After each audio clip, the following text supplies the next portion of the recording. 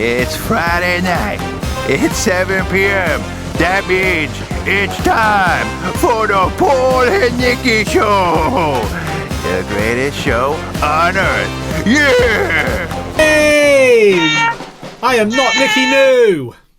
I'm not Paul Lyndon Bitwell. But this is is Paul and Nicky Show. Yay! Yay! How you doing, Nicky? You okay? Yeah, good, thank you. Yeah, how about you? Very, very good. What week have you had? Good. Yeah, good week. I don't know about you, but even though like things are quite different at the moment, you know, some people obviously aren't working as much as like they would be if we didn't have this lockdown and everything else, and people's lives have changed quite a lot. But even considering that, the weeks still seem to fly by and the days still seem to fly by. It's like time-wise, it hasn't made much of a difference for me. I still feel like I'm chasing my tail every day and just trying to get as much done as possible. I know, it feels like as the older you get, the faster time goes by, isn't it?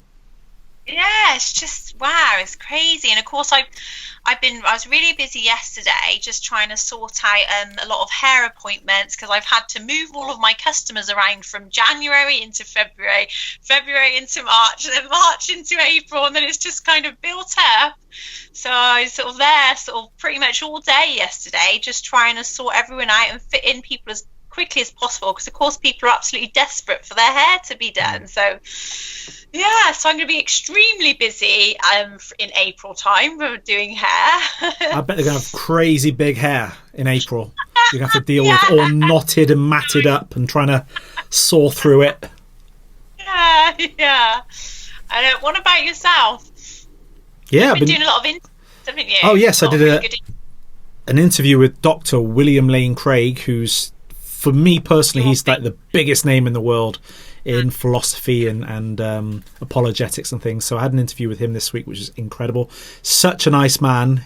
He's not just nice kind of on camera, he's really nice off of camera too, and just so great guy. Great interview. So if you want to watch that, go on to my Compelling Reason page on Facebook, and if you'd like to watch this, then go on to there and you'll see the interview. Wonderful guy. Yeah, great. And who was that? We mentioned that last week, and you interviewed Ian McCormick as well, didn't you? The jellyfish man. That was good as well, wasn't it? Yeah, that's a guy that in his testimony he claims to have died, gone to hell, gone to heaven, and then he was he wasn't resuscitated. He just came back to life in the mortuary. Yeah, God just gave him his life back, didn't he? Just brought him back, but told him he had to change his ways, didn't he? Obviously, and just have a new life in Christ. And I personally, that's one of my. It probably is one of my favourite testimonies I've heard actually online and anywhere. I just think it's really good, and he seems like a very genuine man. So, yeah, really good. Yeah, he's a good guy. I mean, to start with, I guess.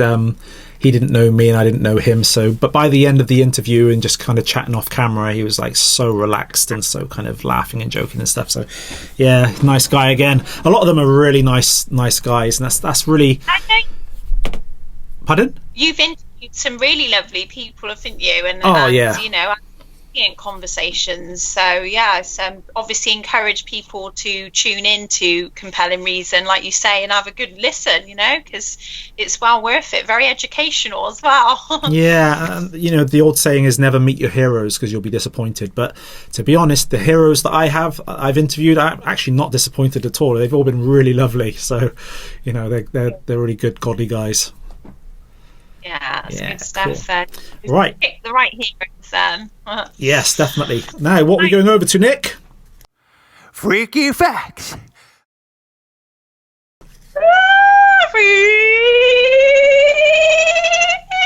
Freaky facts. Woo! Yeah. Okay, what freaky facts we got this week? Okay. Slap some on me. I'm going to start off with some freaky facts that have been sent to me by two lovely people. So I've got one here from Andrea. Thank you very much, Andrea. You've sent me the freaky fact which is 2/3 of an octopus's brain is in its limbs. Really? How bizarre. It's weird to get your head around because we're so used to, like, obviously our brains being in our heads. So to think of, like, their brains are in their arms and in their tentacles. Like, yeah. It's just sort of strange, isn't it? It's, really weird. But so that is a freaky fact, Andrea. Thank you very much. I wonder then, if they eat ice cream, do they get brain freeze in their arms? Yeah. Think about it. Think about it. Yeah. It's just weird. Brain freeze in their limbs. Okay, I got one. Did you know that when watermelons... Do you like watermelon? Yes. Yeah. So take it or leave it, yeah. Okay. It's a bit flavourless, but a bit of sugar on it and stuff is nice. Yeah. But they're quite refreshing, yeah. Okay, so when watermelons are grilled or baked, they lose their granular texture and can even be used as a meat substitute called a watermelon steak. Really? Not convinced on that one, are you? I wouldn't want a watermelon steak. I'm afraid. Proof of the pudding is in the eating, so you'd have to try it, wouldn't you? Of course. I'm not really. That'd be flavourless, though, wouldn't it? Because watermelon doesn't have much flavour, to be fair. And if you kind of compacted it into like a steak shape, it would just be like, I don't know. Maybe we should try it. When we come back, Nick, shall we start a cooking segment? And let's cook ourselves up a watermelon steak. Sort of 5-minute sort of I don't know, what would we call it?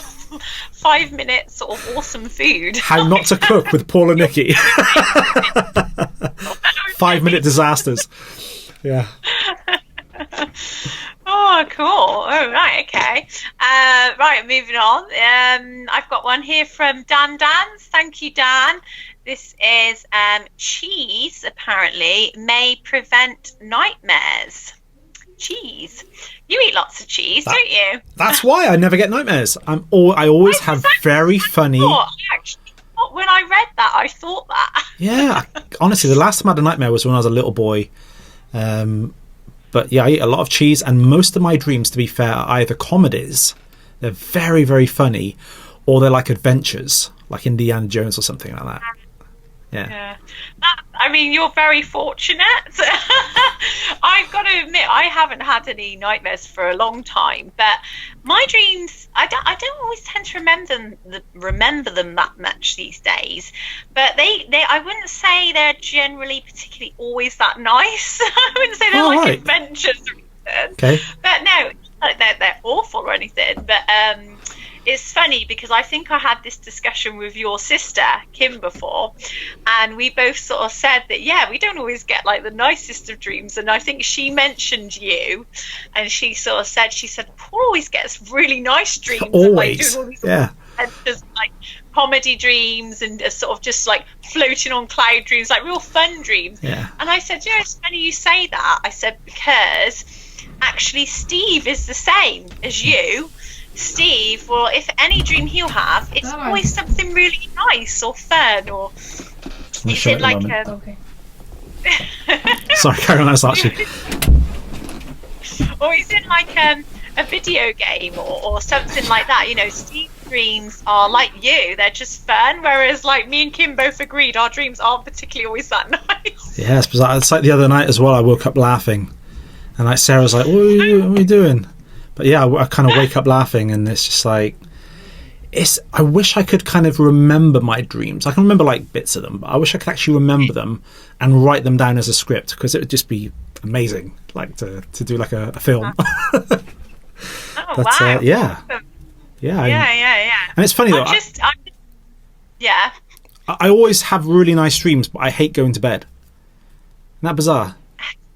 Well, is that because you? I think you said before you're quite sort of creative and a bit more active at night, aren't you? You said that you're not somebody who gets like dozy at night time. You almost come up more awake and alive, don't you? I think you said before to me. So yeah, I get kind of tired around about late afternoon, about 4 o'clock, and then like for the rest of the evening, I'm like wide awake. So Yeah, that's very similar to Steve as well. He could he likes sort of making music and stuff like that, or going on a game, making his game and stuff. He can do that till like quite late. He can be quite a night owl. Whereas I find myself probably where I've just not long got sort of Josh to bed, I feel quite sort of tired, and I'll end up falling asleep on the sofa or whatever.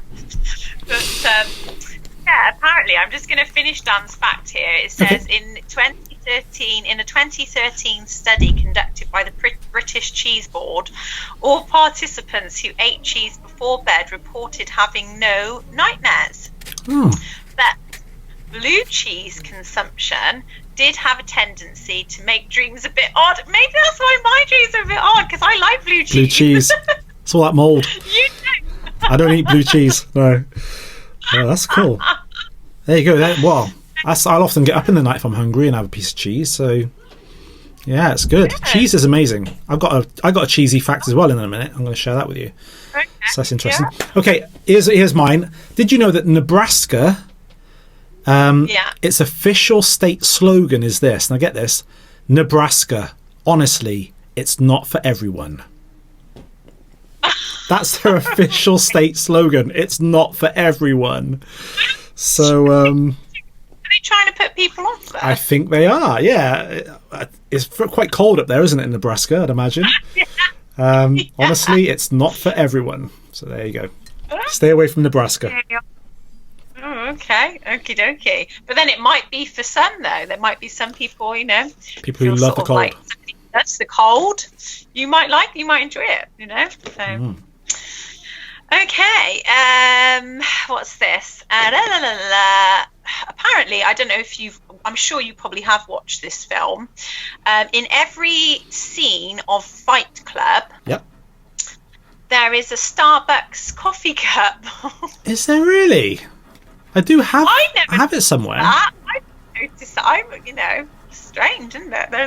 You'll have to look back on it when you look at the film again. You'll sort of be intrigued now. Yeah. Sort of like a bit of subliminal advertising all the time with these Starbucks coffee cups. I wonder how much they paid for that, to do that sort of advertising throughout that film. They probably funded the film. Okay, here's one. Did you know that Bluetooth technology was named after a 10th century king? His name was King Harold Bluetooth. And he united Denmark and Norway. And so just like wireless technology united computers and cell phones, that's why they called it Bluetooth, after King Harold Bluetooth. Okay. Oh, okay. Weird, isn't it? Weird, yeah. King Harold Bluetooth. Okay, have you got any more? Yeah, I have. I've got quite a few here actually this week. Okay, I don't know. I'm sure This is sorry. The Nah Dog. Off the Office. Off the Office, American Office. Yeah. Nah Dog, isn't it? Apparently, Elvis was originally blonde. Did you know that? He was. Because you love Elvis, don't you? So you loved Elvis, so yeah. Yeah, if you look at the early pictures of Elvis Presley in like black and white, you'll see he's got kind of very mousy coloured hair. And he was a twin, apparently, and his other twin died. So there would have been two Elvis, well, not called Elvis, but two Elvis Presleys in the world if he survived. Wow. Oh, right. Were they identical twins, were they? Ooh, that's a good question. I don't know. I don't know if they were identical twins or not. But, hey, they could have been. And then they could have, like, taken it in turns each night to go up on the stage and pretend to be Elvis. Yeah, when the one gets tired, the other one takes over. That'd be amazing. Apparently, he started dyeing his hair black for an edgier look. Mm-hmm. Sometimes he would touch it up himself using shoe polish. That's not the first time I've heard that before. But I can imagine, like, if like your partner was putting shoe polish on their hair and you like sort of got close to them, you'd be like, it's a bit it'd smell, and it'd rub off on everything, wouldn't it? Like lie down on your pillow at night. You'd come off on your clothes and everything, your sofa and that, wouldn't it? And can't imagine putting shoe polish on my hair. No. There we are. Okay, I got one more then. This is a cheesy fact. Did you know that let me try and pronounce this right. Tyromancy, Tyromancy, is the practice of predicting the future with cheese. Right. Okay. Is that why you have lots of cheese there, or because you just want to know? Because I'm a tyromancer. There we are. That's what I am. I'm a tyromancer. And so I guess if it's really smelly cheese, you can predict the future that people are going to stay away from you because your breath stinks. But if it's nice cheese, you can predict the future you can have lots of friends because it doesn't smell. So that's how tyromancy works. I like blue cheese. Is that what you're saying? Well, I don't know. Is blue cheese smelly? I guess it is smelly, isn't it? Well, it is a little bit smelly, yeah. Mouldy breath.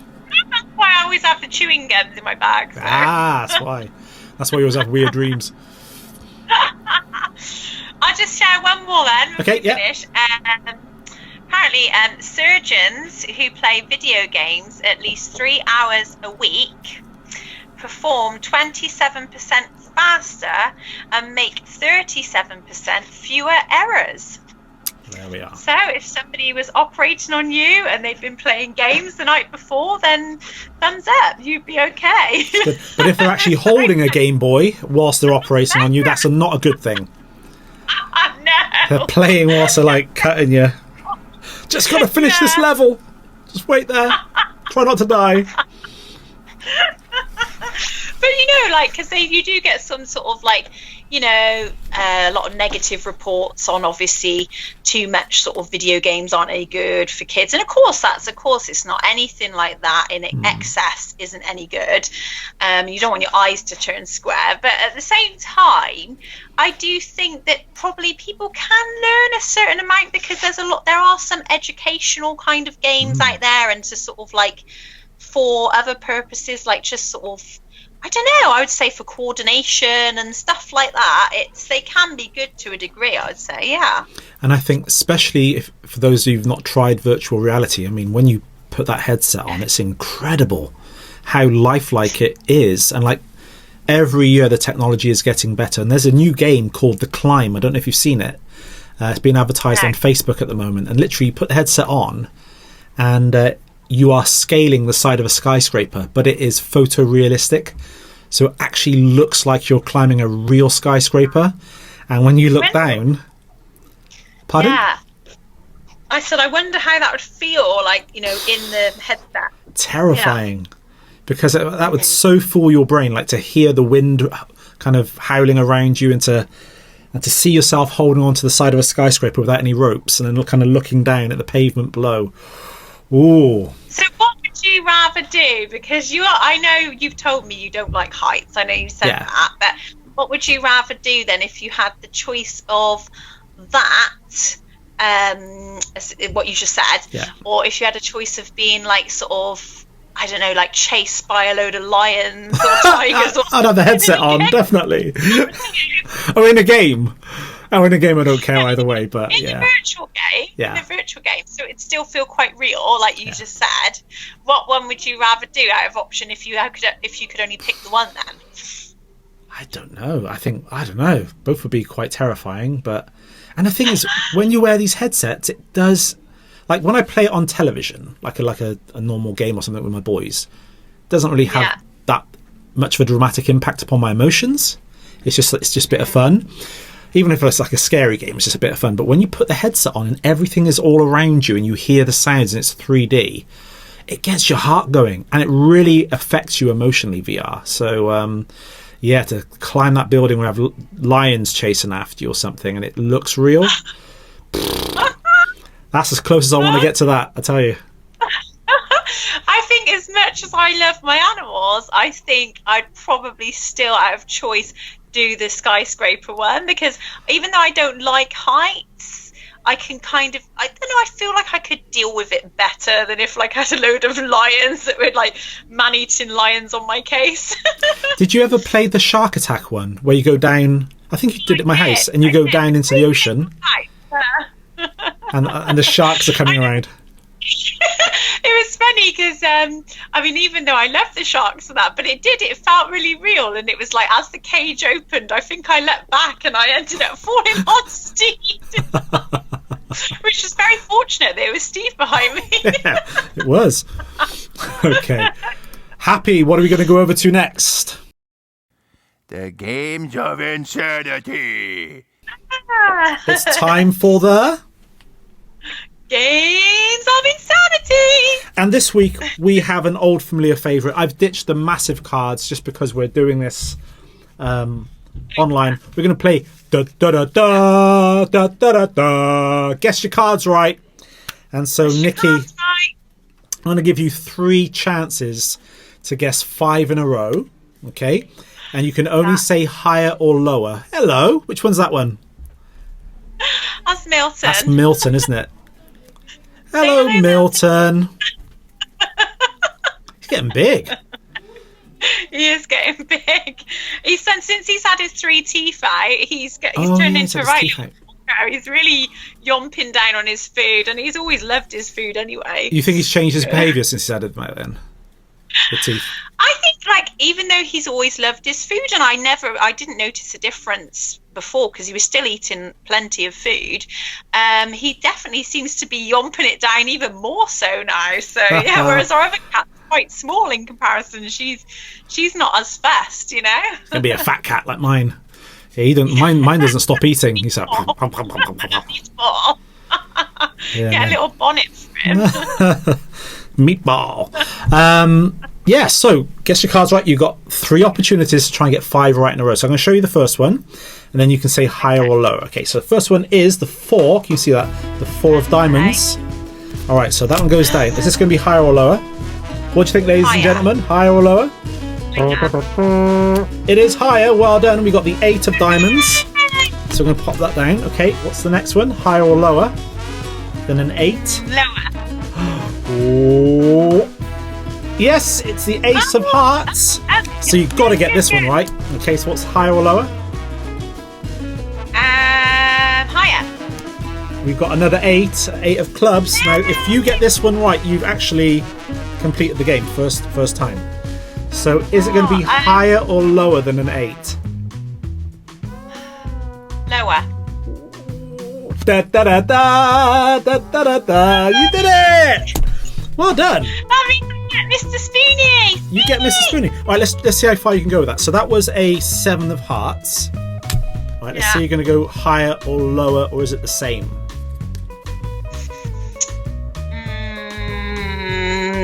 Lower. Lower. Let's have a look. It was a 9. Yeah! It was a 9. The reason I swapped that card out was because it was also a 7. So 2 7s in a row. You're never going to get that. So. Oh well, you got that. Well done. That was a nice easy round. And so Nikki wins. Mr. Spoony. Where is he? He's wearing his warm jacket today. Really need that because it's not that cold at the moment. That's pretty warm in this room. I'm sweating here.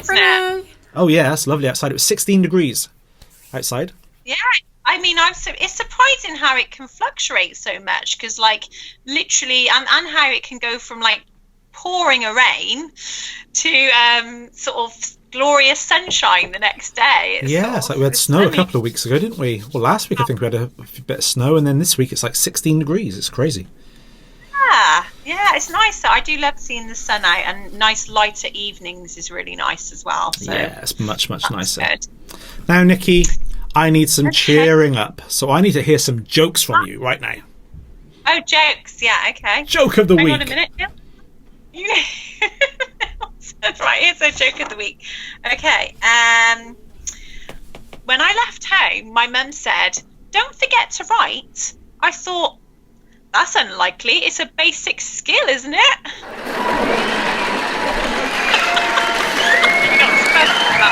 It was okay. It was okay. Now this one I think we might have had before. I'm not sure. Okay, I had a crate. By the way, it was a what one? That was off compliments of Steve. That's from Steve. Okay, right. Now I think we might have had this one. Let me try this again. Then. Okay, I had a crazy dream last night. I was swimming in a ocean of orange soda. It was a fantasy. Oh, I thought you could say something to do with Tango. Okay, over to you. Yeah. I was reading this book today, The History of Glue, and I couldn't put it down. Oh, I've heard that one. That's a good one, mate. That's a good one. Okay. A crazy wife says to her husband... Pardon? Go on, yeah. Okay. A crazy wife says to her husband that moose are falling from the sky. The husband says, it's reindeer. I like that one. That was good. Okay. I like that one. Okay. I went into a shop and I said, can someone sell me a kettle? The bloke said, Kenwood? I said, where is he? That's the best one I think ever, before. Kenwood. Okay, here's one final one then. Did you hear about the restaurant on the moon? I heard the food was good, but it had no atmosphere. Oh, good. Yeah, I like that. You got one more? Very good, very good. I wonder if Maud Boggins. Maud Boggins. Approve. Oh, we will. I think.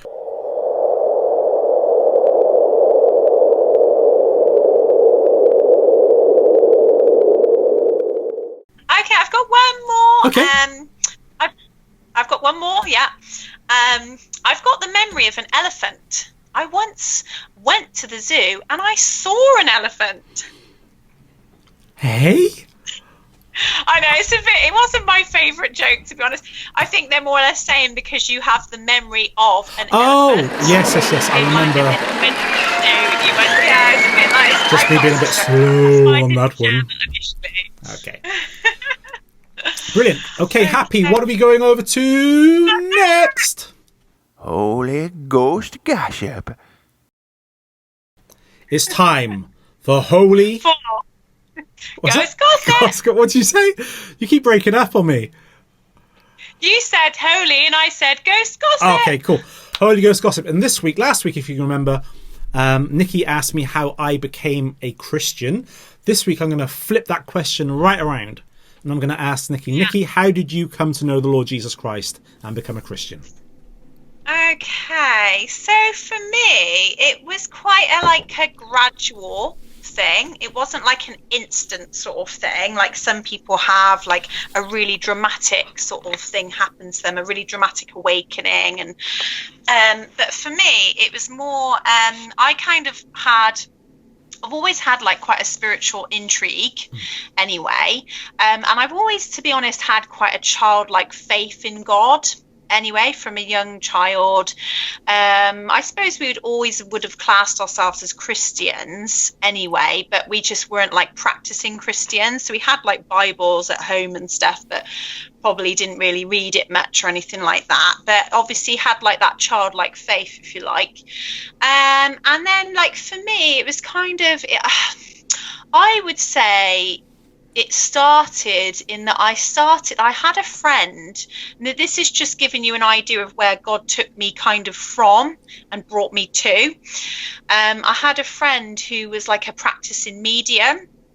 And she kind of, because she was a hairdresser as well, so we used to see each other quite a lot. And anyway, and she sort of, was trying to sort of get me intrigued into all of this sort of side of things. And why don't you have some spiritual healing, Nikki, and have this Reiki and have all this different stuff done? And, I think you'll find the benefit of it and everything else. And there was that part of me that was always a little bit intrigued with that, to be honest.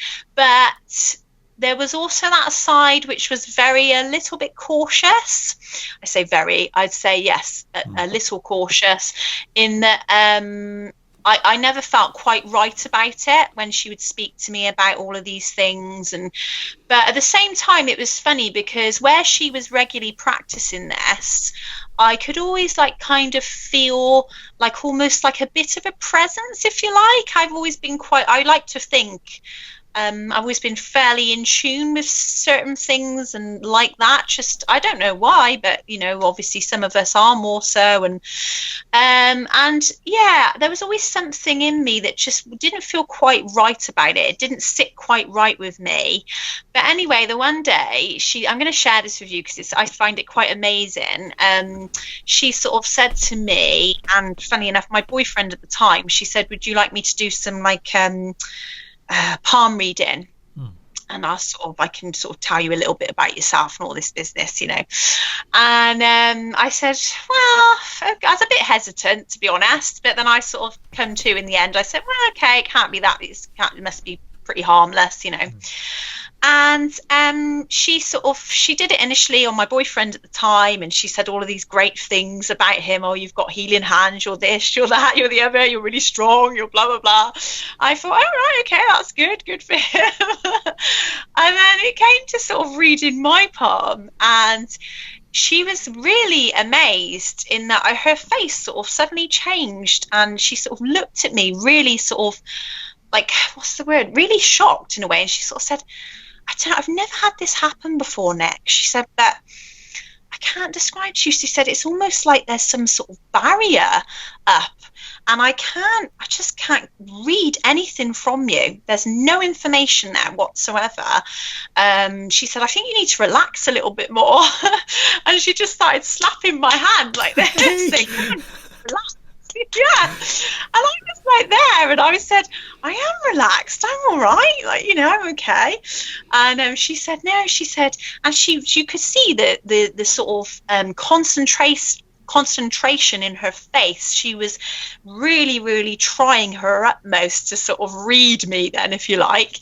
And yeah, she couldn't get a thing. And at the time I felt quite upset because I thought there was something wrong with me, because you hear of all these spooky things where they say that, if a medium reads your palm and they can't see anything, it's because that person could die soon or something. Oh, right, and I was like, it was awful. I was actually thinking, is there something wrong with me? This is awful. And I just sort of said to her, come on, you must be able to read something. And she couldn't. She said, I'm so sorry, Nick, this has never happened to me before. I cannot read a thing. And she looked really disappointed in herself as well. Anyway, as you can imagine, I wasn't overly happy at the time because my boyfriend had been told all these wonderful things about himself and how great he was. And I was just like, oh, nothing. I can't read a thing from you. There's something wrong with you. And that's all she could describe was this barrier.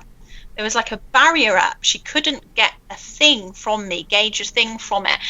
And now when I came to Christ, sort of it's probably about 4 years later, something like that. And that was through how we came to Christ. Me and my mum, we got very intrigued with watching like the God TV. We loved Revelation TV, which me and you go on sometimes, and we've made, some sort of good connections there, haven't we? Which is great. And we loved Revelation TV, and we just started listening to what they were really saying about God and had the passion that they had for God. And then my mum started thinking we need to get into a church here ourselves, sort of thing, and she started looking and then came across Clear Spring Church.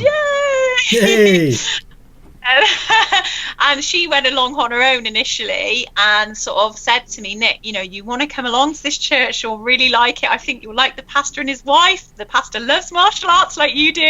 I was like, oh, that's cool.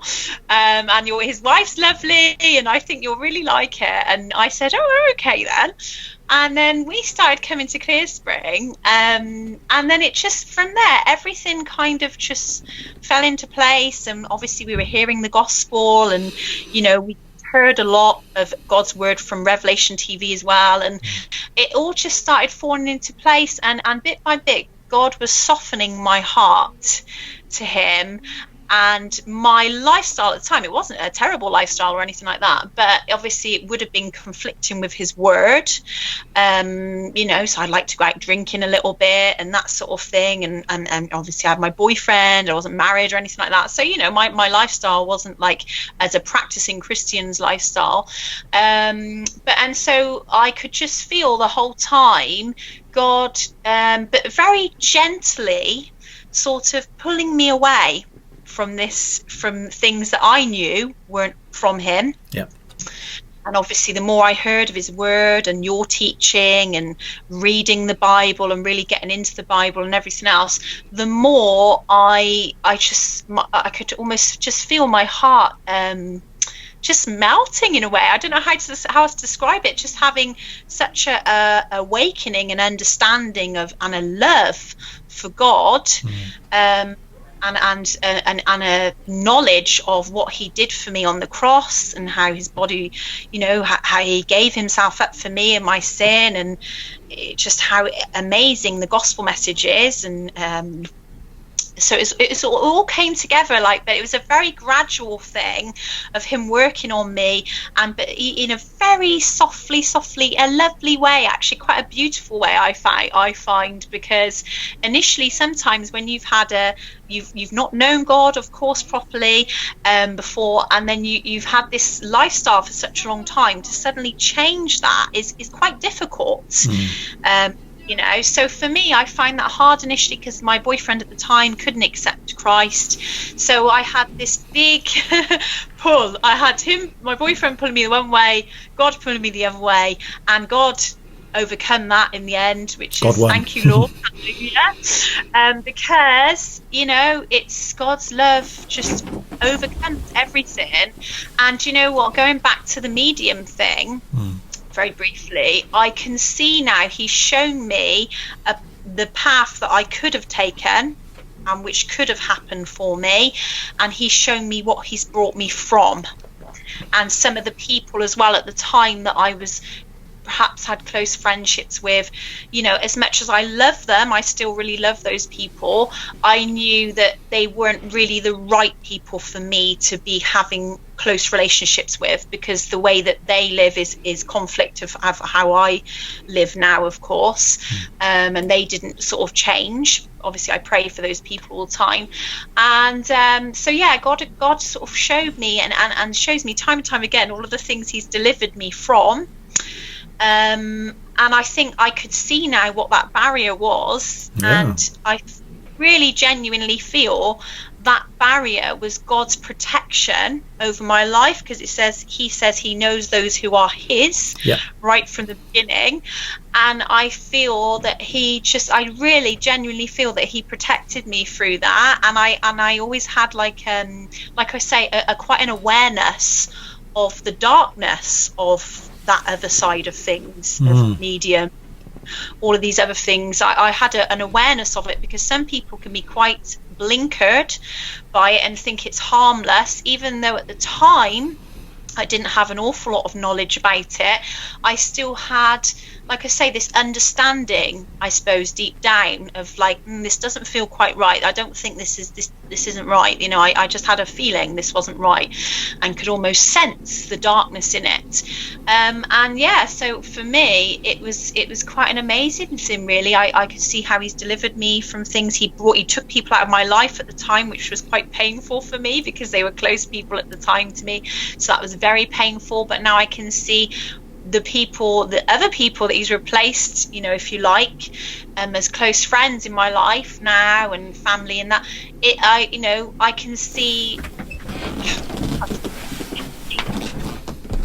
in my life standing biblically, and just sort of he's brought light into my life and delivered me from the darkness, delivered me from sin, and I think it's a beautiful thing. So even though it was a gradual thing for me, it's been a beautiful gradual sort of journey to Christ then, if you like. And so I mean, I could go on and on and on, to be honest. I've got so many sort of stories I could share with you, but I suppose that's one of the ones that came to mind as quite sort of prevalent, quite sort of I'd say quite an interesting and wow factor story in a way, because it could have gone one way or the other, if you like, if I'd have chosen the other side. So yeah. Well, that's the thing with like things like palm reading and tarot card reading. People think it's kind of innocent stuff, and like to begin with, it might kind of be what's never going to be innocent, but it seems innocent, and then it draws you in to further occultic practices where kind of like there really is really dark power in it. And as you said, God protected you right from the start because you were chosen of him. And it's interesting that you've kind of, obviously your ex-boyfriend has left and he didn't follow the Lord. You chose to follow the Lord, and it was two different experiences you both had. So right from the offset, you can see God's protection on your life. So yeah. Yeah, and it's an amazing thing. I mean, none of us. I mean, I don't think any of us could ever describe how awesome God's love is for us, and just unless you've experienced that in your life, there's no words, is there, to sort of that could explain it. No. It's just so amazing, isn't it? It's just It really is. That's a cool testimony, Nick, and I'm glad that she didn't see anything, because this could now be called the Paul and Nobody Else show. It could just be me pieing myself. So just the Paul show. Just the Paul show. It's just about me. Let's pie myself every week, and it'd be weird. So look how God does things, eh? I'm sure you'd be very upset about that. I would. I'd have to clean myself up every week. Okay, talking about pies, I think we are now going over to the Atomic Pie Face Challenge. I need some support here, guys. I need to win this week, and Paul needs to lose. Is it 4-1 at the moment? 4-1. Come on, Paul. I can't believe how is it 4-1?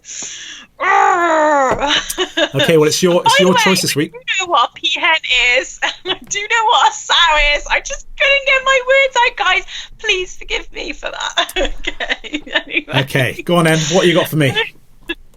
Right. So, okay. So the first question for Mr. Paul is, and you were right earlier on, they are martial arts questions, because you love martial arts. Wow, this is so do I. We wouldn't see I love this. martial arts. I know you might love it a bit more than me, but anyway. Okay, so first question is. Hold on, are these 10 questions?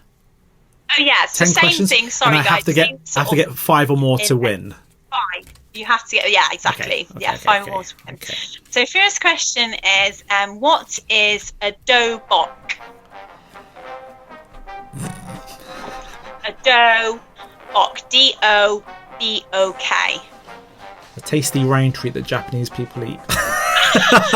Not a donut. A dough bok is well, everybody knows what a dough bok is. It's a type of wooden sword, right? Not got a clue. I think that's what Steve said. Okay, so what is it? To be fair, it's a little bit of a tricky one. I've never heard of a dough bok. A dough bok. With the Do you want donuts. the answer? Yeah, go on then. Is a uniform worn by practitioners of Korean martial arts. Do means way. Yeah. And bok means clothing. Oh, okay, yeah, that makes sense. Like dough, karate dough. Yeah. Koreans. So, sorry. Right, next question is, okay, what are the 7 main martial arts styles for defense? And I only want you to give me 4 of the 7. Styles? What do you mean by styles? Styles. As in what, like, different types of martial arts? For defense. Okay, so karate, like karate be one? Main martial arts styles. So no, not karate. You only need 4. Okay, judo? Yes, 1. Aikido? No. Jiu-Jitsu? Yeah, well, is there a specific type of jiu-jitsu? just called Jiu-Jitsu in Japanese. Brazilian Jiu-Jitsu, maybe? I don't know. That's okay. It's Brazilian Jiu-Jitsu, but I'll give you that anyway. Okay. That's fine, So Brazilian Jiu-Jitsu is for self-defense purposes. I don't know why karate isn't. Is it more kind of like grappling? Because like Jiu-Jitsu, yeah. And I said did I say Aikido? You said Aikido, but that was wrong. But you said Judo, which was right. Hey, so you've why? got What's the two. difference between Aikido and Jiu-Jitsu then? Because they're both kind of like. Aikido's more with your hands and everything else. Judo's more like hip throws and stuff. Okay. So something that doesn't use your hands primarily. Is that right? I don't know. Not got a clue on this. I don't know what the difference is. Okay, so what did I say? Judo and Jiu-Jitsu? Yeah, you've got the two, yeah. Krav Maga? Yes, correct. Okay. Chicando? Nope. Kickboxing? Nope. Muay Thai? Yes. No, we'll give That's you that. random. I've given you too many goes on this, haven't I? Well, I heard that one just from the duration. I have not got a clue why Krav Maga is self-defense and karate isn't. What's the difference? I know. Well, when I was surprised Aikido wasn't on there. Yeah. Because as you know, I train in Aikido, and that to me was a defensive art. But obviously when I looked, all of this was online. Yeah. And I looked over it a couple of times, different answers, and these were the main ones that came at. I'll go through it with you. So you had boxing, which I was, okay, it's kind of an attacking art, isn't it? But, you know, wrestling, Brazilian Jiu-Jitsu, Judo, Muay Thai, Krav Maga, which you said, and mixed martial arts. That's the 7. Okay, right. That's very nice. I let you have a really good sort of like guess there. Well, I earned that point, so okay. Got that point, okay. Right, next question, number 3. Which martial art is considered best for street fighting? I would say the best martial art And you only get one guess, by the way. for street fighting, it's got to be Krav Maga. Israeli fighting. No? What's better than Krav Maga? Brazilian Jiu-Jitsu. Why didn't they teach that in Israeli defense then? Apparently, the reason they said Brazilian Jiu-Jitsu is because a lot of it is grappling-based sport, as you know. Yeah. And it doesn't start on the ground, but that's where most fighting occurs. Mm-hmm. So that's what, and it just sort of said that that's generally what what happens in the end. So that's why they say it's the best street fighting art. But yeah, I know Gracie Jiu-Jitsu kind of conquered the UFC for a long time, so it was a very good martial art. Yeah. Brothers, wasn't it? I used to love that, the UFC, the Gracie brothers, wasn't it? Yeah. Okay, so what have you got so far? So that was 3. You've got 1. I've got 1 out of 3 at the moment. You win. I might win. Okay. Number 4. Okay, right. I know you'll get this one, so that's really annoying. What martial art is Bruce Lee the founder of? Chicando. Yes. And also, just for a bit of fun, this isn't a question, but just for a bit of fun, do you know what that means translated? The way of the intercepting fist. I knew it. Well done. So that's 2 so far. I've got to make a note by this because I haven't got a pen, but I've got my keys here. It's just that. There we go. Okay, number 5. What is considered the oldest and deadliest martial art in the world?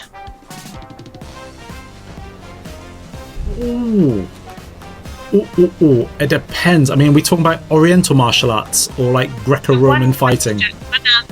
One answer. Oh man. I mean, because you gave me one answer there. well, karate came from kung fu, so orientally, kung fu would be the oldest. But if you're looking at kind of like fighting combat, you're looking at like Greco-Roman wrestling. I don't know if you're going oriental or worldwide. I'm going to go with kung fu, but I think it's going to be Greco-Roman wrestling. Oh, what was it? It's an unusual. I hadn't heard of this. It's called Lara Paya 2. Kalara Paya 2. Not a chance. It says it's the oldest martial art in existence, and it is considered to be the deadliest martial art in the world. It is often believed to be the oldest martial art in the world, with deep roots in Indian mythology that look back on thousands of years of tradition. Never heard of it. You heard of that before? I hadn't heard of that. No, I hadn't heard of that one. Oh, so I've got two out of 5 at the moment. Oh. Okay. What are you on now? So we're on number 5, aren't we? Yeah. Oh no, we've done 5. Oh no, we're not. So number 6. We're on number. Yeah. You'll get this one. Okay. What concept is Brazilian Jiu-Jitsu based on?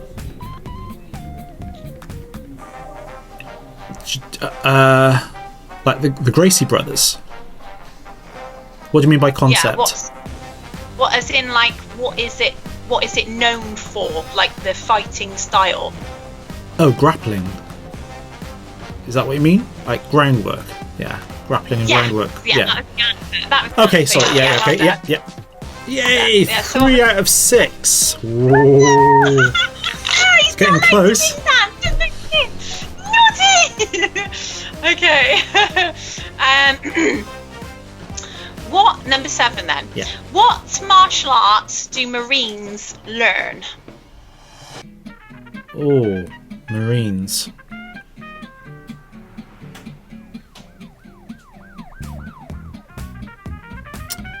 Oh, Marines. They study a form of Jiu-Jitsu. Nope. It's not quite the answer I was looking for. It's called Marine Corps Martial Arts Program. Okay. Which is like a mixture of karate, taekwondo, kung fu, bayonet, knife fighting, just jiu-jitsu in there, judo, karate, but it's like a wide range. It's a whole mixture. Marine Corps. Basically, it's Chicando, isn't it? It's all the good stuff from all the martial arts put into one. So it's Chicando, basically. Yeah. Okay, so that is. How many we got left? We've got 2 left. We're on. No, hang on. We got 1, 3 2, left. 3, 4, 5, 6, 7, 8, 9, 10. Okay, so I've got to get 2 right. Yes, this is number 8, so I've got to get 2 right to win. Okay, which martial art has the strongest kick? I would say. Oh, hold on. I was going to say Muay Thai, but I know that's not correct. The strongest kick is from Capoeira. I know that for a fact. I know that as a fact because they've done scientific research on it recently. When I looked that up, it came up as your first answer. Muay Thai, yeah, it's not. Yeah. It came up as that. Oh, you're not going to let me have it? No, because they recently did like a show on like a science fair thing, and they had a Muay Thai who they believed was going to be the strongest in the world at kicking.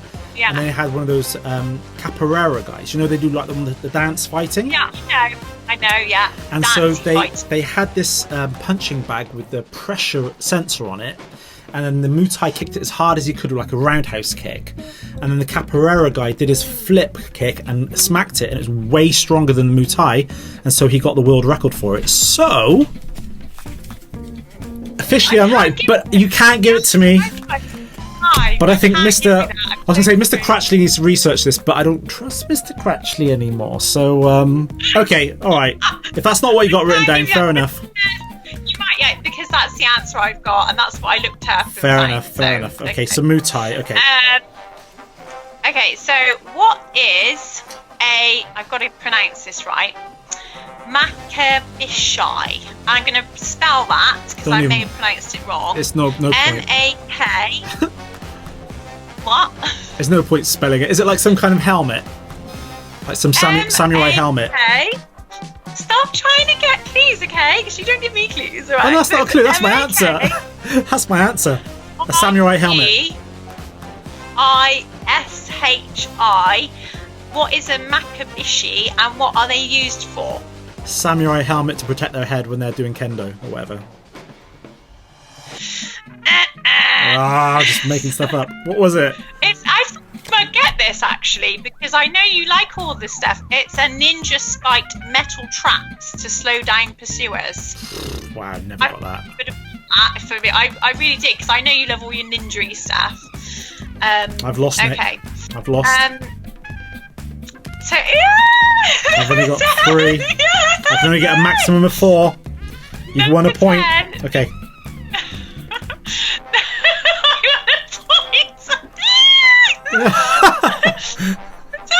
Got it. Number 10. What we got? Number 10 is what martial arts do Navy SEALs learn?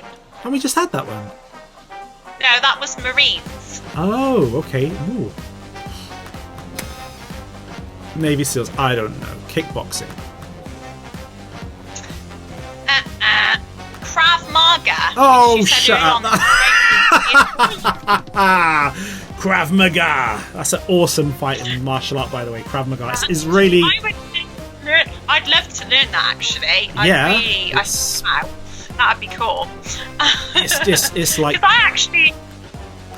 We had this discussion before, didn't we? I really miss my martial arts, and you said you miss it as well when you can't train and stuff. And it's because it's good fun, isn't it?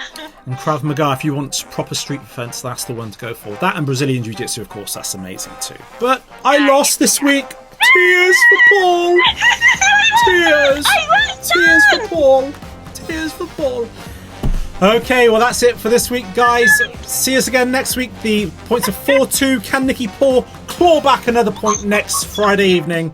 Until then, God bless you guys. Bye! Thank you so much for tuning in to today's show. We hope you liked it. Now, what would be really nice is if you would subscribe to our channel and told all your friends about us, as this would advertise our show for free. And it would be really nice if you could do that for me. The Paul and Nicky Show. The greatest show on earth. Woohoo!